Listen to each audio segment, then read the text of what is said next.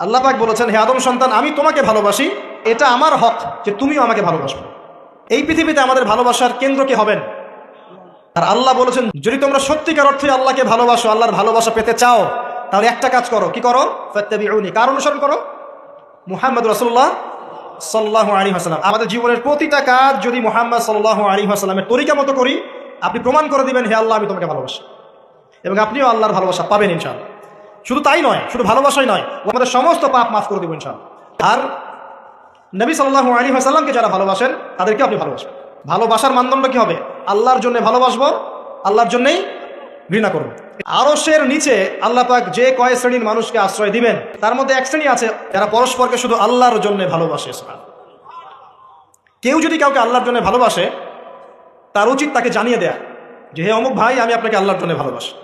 অমুক দিনী বোনকে বলতে পারে, আমি আপনাকে আল্লাহর জন্য ভালোবাসি।